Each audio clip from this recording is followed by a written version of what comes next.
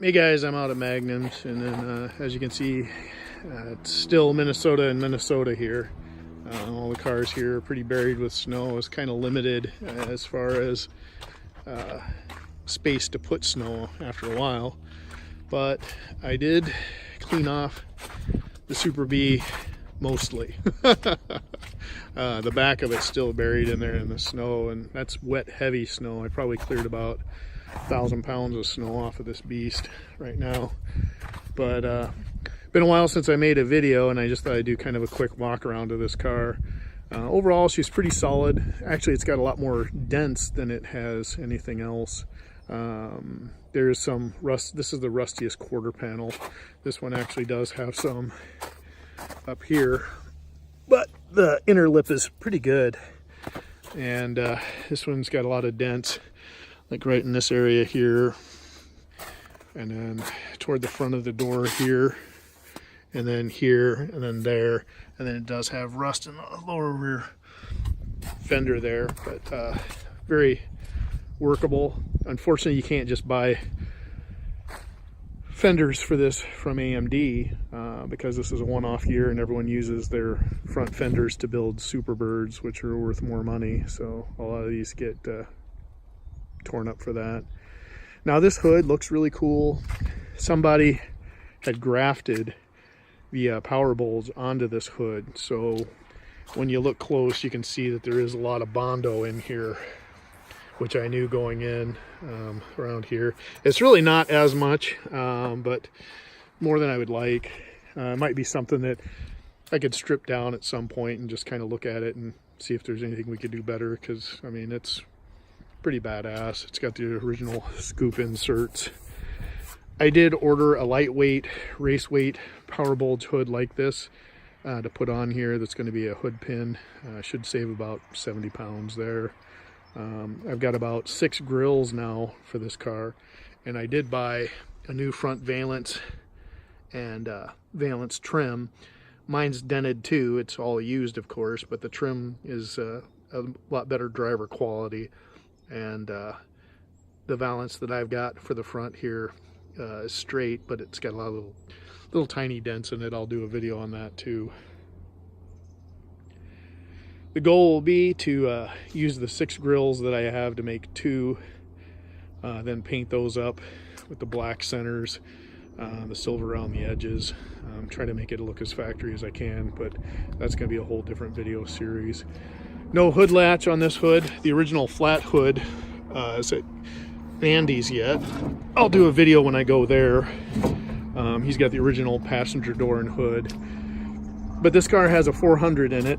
I think he said it is stuck, so we'll have to see if that's something that we can unstick and then salvage. If not, that's cool, but it would be nice to have another block around in case I wanted to do another 512 short block to have as a spare, or go from there. I could always build a engine for the satellite yet, but anyway, it looks like this was a factory air car as well. But it's got a 727 in it with the drive shaft. The car does have a 323 sure grip rear end, and that's going to be going in the satellite as well. Probably going to need to rebuild that, but part of the reason I bought this car is it is pretty solid. Let's take a look in here, and you're looking at the firewall, the inner fenders. Even underneath the battery box doesn't look terribly rusty. The front frame rails look good. Underneath the car looked pretty good. Let's see here. Let's go around. It came with a satellite door, which is perfectly serviceable. We can make that work, and it seems pretty solid. But the front door on the car originally in this area here was dented, if you could see from some of the old photographs that I'll include in this video. So that would need some serious straightening out. So I'll probably wind up going with this door here. This rear quarter panel is really good until you get back to the part that's covered. The lower part of that around the tail marker lights is pretty wavy and rusted. But this car came with a full set of rear quarter panel skins that Andy threw in for me. If we take a look on the inside of the car, the dash is complete. Sorry, just messing with the door there. And it's got the glove box, and it's got all the pieces are there, except for that. I'll need an ashtray and clean that up and paint it. Have to figure out some sort of radio delete for this car. And I don't like the fact that this was a factory air-conditioned car. I wish this had the piece that didn't have that. I just think it looks cleaner, and since I'm going to be taking the heating core and everything out of this car, I just think it makes for a cleaner look. I want to change the dash over to black. This car does have all the garnishes. It's got the front kick panels, if you can see them over there, and then it's got the garnishes around the windows. Those are metal. I can paint those. I'll make sure to label when I took the headliner out of my Satellite. I labeled all the headliner, what do you call them, rods, and I made sure to put what order they were in and everything. It's got the rear window garnishes and everything as well. But main seller on this car is, I mean, just take a look, guys. It's pretty solid on the inside here. Once again, I've kind of got that remorse of, geez, why do you want to cut up such a nice car? But this car is going to get a much happier second life. It does look like it's had a little bit of work on the front floor pans. There's some tape down there on the bottom left corner there. There might be something under that.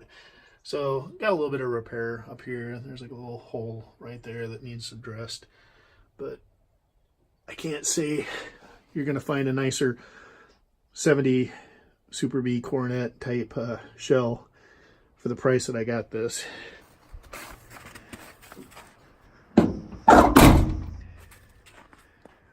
But that's all I got for you guys today. I'll bring you back later. Sorry for the noise, guys, but here we are. We're at the car wash, going to clean up the drag stars that came with my Coronet.